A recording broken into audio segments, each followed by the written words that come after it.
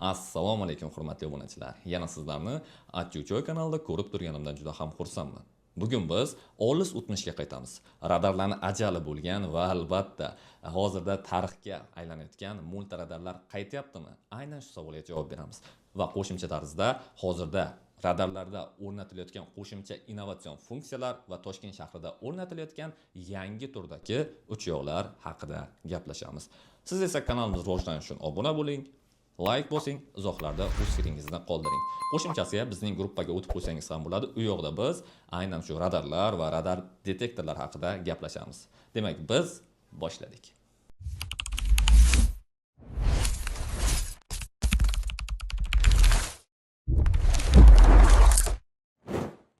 Yo'llarimizdan multiradarlar ketgandan so'ng haydovchilar anchagina mazza qilib qolishgandi. Lekin so'nggi paytlarda ijtimoiy tarmoqda tarqalayotgan videolar insonni yuragiga g'ulg'ula solmoqda. Ya'ni multiradarlar qaytmoqdami? Hozir ushbu videoni ko'ramiz. Voy onayning nima bu? Ha, 3-oqda o'ynayman. Qarayli. Ibrohim, Dilshod nima bu? Voy!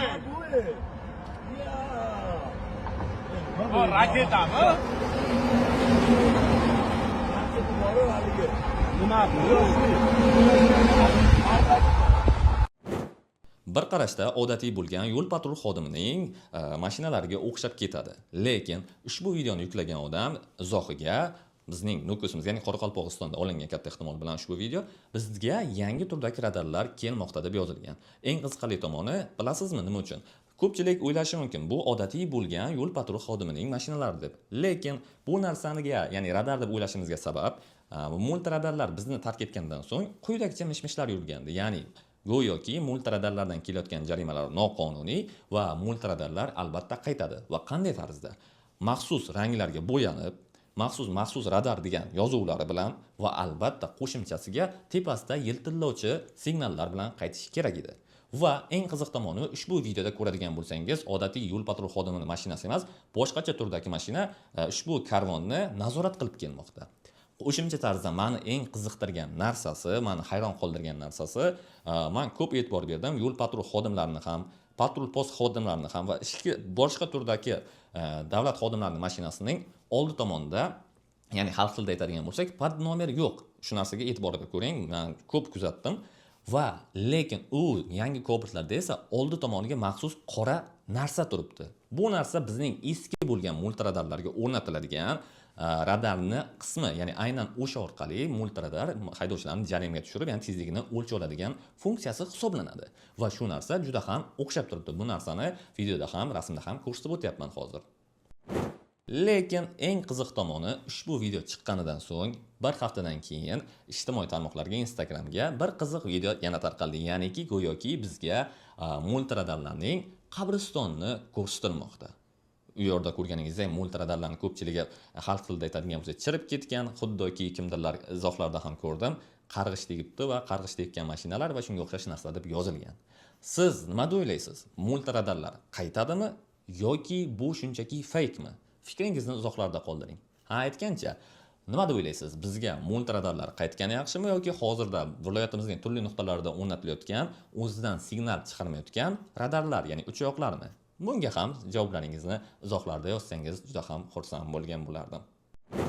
Ha, aytgancha, agarda multiradarlar bizga qaytadigan bo'lgan taqdirda ham men sizga taklif qiladiganim, o'zingizga bir yordamchi, ya'ni radar detektor xarid qilishingizni tavsiya qilaman. Misol uchun, premium radar detektorlardan biri bo'lgan Doppler Pro. Ushbu radar detektor barcha radarlarni sizga ogohlantirib, aniqlab beradi va sizni jarimaga tushish ehtimolingizni juda ham kamaytiradi.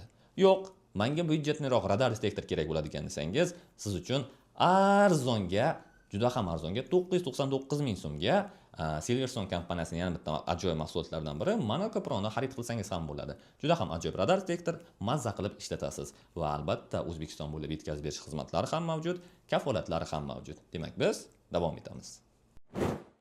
Endi ikkinchi masala, ya'ni hozirda radarlarni innovatsion jarimaga tushirayotgani. Ya'ni bu narsa juda ham kamdan kam davlatlarda mavjud, ya'ni sizning 100 face'ingizdan sizni taniy olishi.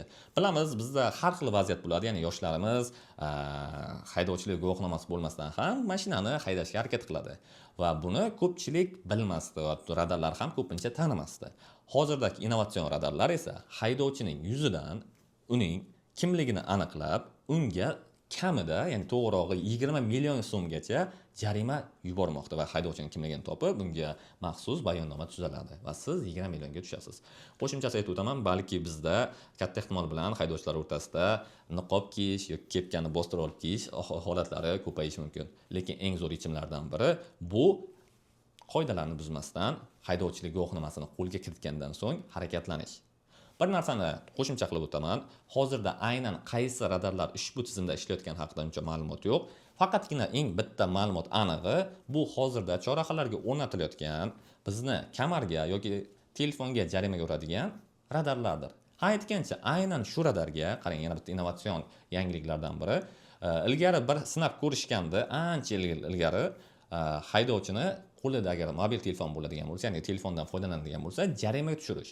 Va aynan shu radarlar hozirda haydovchini agarda qo'lida telefon yoki telefondan foydalanayotgan bo'lsa, ya'ni oddiy qilib aytadigan bo'lsak, hattoki qo'lingizda telefon bo'lib, qo'lingizda turadigan bo'lsa ham sizni jarimaga tortib oladi. Shuning uchun yo'llarda qoidalarni buzmasdan harakat qilish kerak.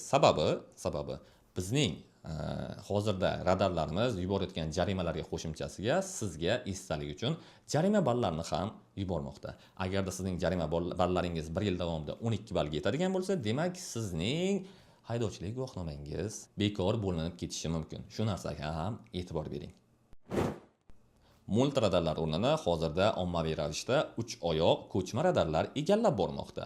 Xo'sh, to'g'ri, bizda ilgari faqatgina ko'chma radarlardan Avtokon va eng ko'p tarqalganlar nazarda tutaman, Hikvision radarlari mavjud edi. Hozirda asosiy bizni jarimaga tortayotgan va yo'llarni nazorat qilayotgan radar bu Avtokon radari. Aynan shu Avtokon radari haqida ham alohida video qilganman. Uni bemalol ko'rsangiz bo'ladi. Lekin Avtokon radari bilan qo'shimcha tarzda hozirda O'zbekistonni aynan Toshkent shahrida turli tuman bo'lgan boshqa turdagi uchoqlar sinab ko'rilmoqda. Ehtiyot bo'linglar bolalar, trefnoshka qo'yilgan. Va yangi bozorga ketish va Toshkent shahriga chiqib ketish. Yangi O'zbekiston operasi.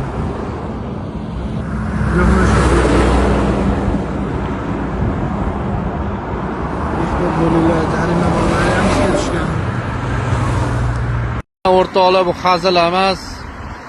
Imkon qadar tarqatinglar, mana radar qo'yib qo'yishibdi. Mana simini ham yoqib qo'yishibdi. Счетчиga hech qanaqa пожарный безопасность degan narsa yo'q, mana ulab qo'yishibdi mana. Olov chiqsa mana yomg'irda nima bo'ladi mana.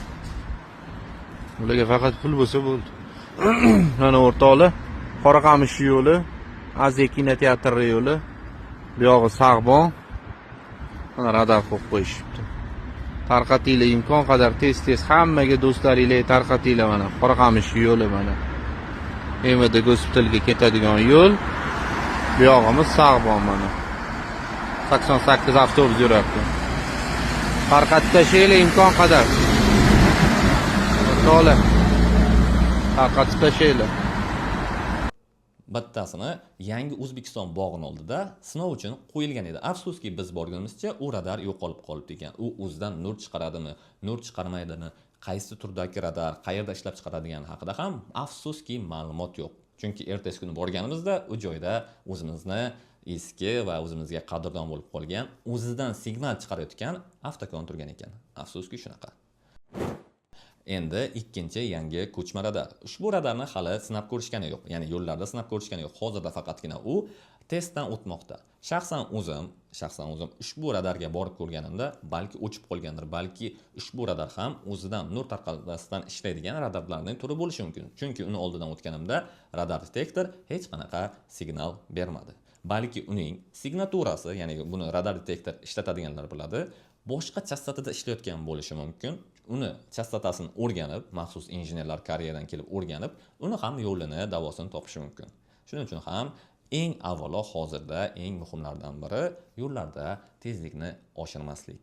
Yana sizga o'sha savol, bizga aynan hozirda eski multiradarlar yaxshiroqmidi yoki ko'chma o'zidan nur chiqarmayotgan uchoyoqlarni? Fikringizni izohlarda qoldiring. Demak, aziz do'stlar, shu bilan videomiz o'z nihoyasiga yetib bormoqda. Sizlarga esa yo'llarda qoidalarni buzmasdan, tezliklarni oshirmasdan yurishni tavsiya qilaman. Qo'shimchasiga, agarda sizga radar detektor kerak bo'ladigan bo'lsa, bemalol bizga aloqaga chiqing. Bizda istalgan turdagi radar detektor mavjud bo'lib, istasangiz naqd pulga, istasangiz muddatli, ya'ni bo'lib to'lashga ham xarid qilishingiz mumkin. Demak, shu bilan videomiz o'z nihoyasiga yetdi. Kanalimiz rivojlanishi uchun obuna bo'lishni, like bosishni, izohlarda o'z fikringizni qoldirishni unutmang. Sizlar bilan Achuchoy jamoasi bo'ldi. Aytgancha, radardan xatardan asrasin. Sog' bo'ling.